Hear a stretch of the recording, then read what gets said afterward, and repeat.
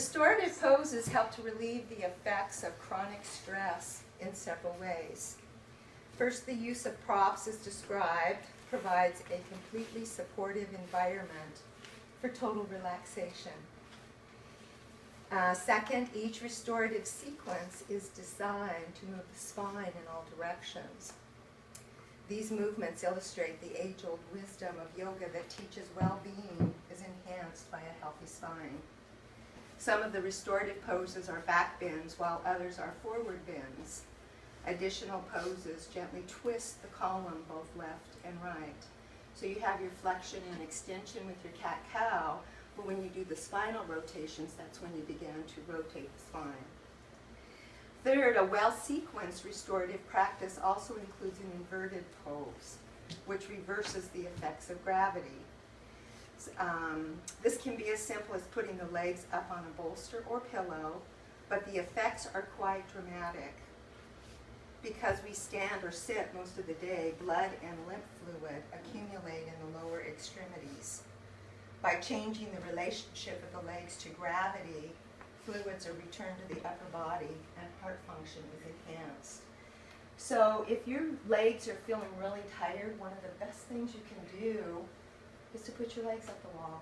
And I work with an older population in most of my communities, and it just aids and enhances. It allows for the circulation in the feet, it gives the heart a break, and it moves that lymph fluid, which is just awesome. And of course, with our cancer people, a lot of them have neuropathy, which is where they have nerve damage or they can't feel the extremities, whether it's hands or feet.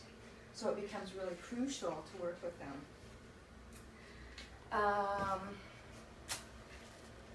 Psychologist and yoga teacher Roger Cole, PhD, consultant to the University of California in San Diego in sleep research and biological rhythms, has done preliminary research on the effects of inverted poses. He found that they dramatically alter your hormone levels, reducing brain arousal, blood pressure, and fluid retention.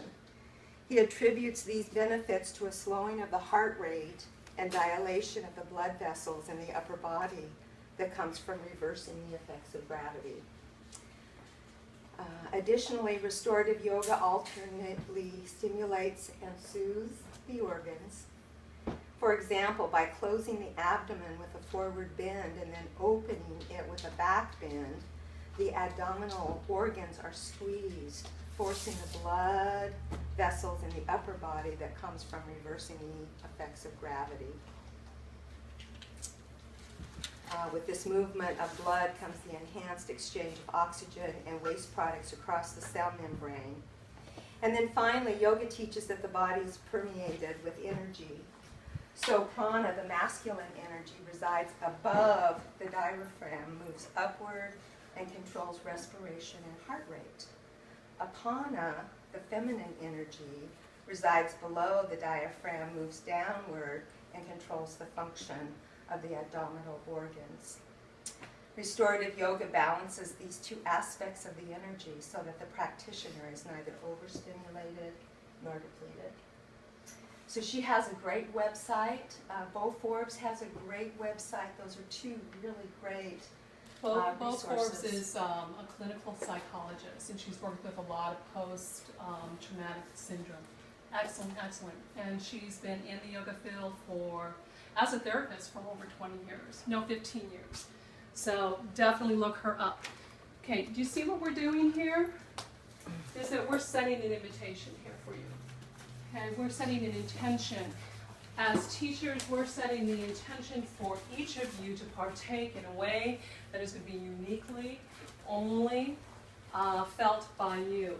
And all we're going to do is we're going to help you put you in those positions. And then the rest is what is called divine,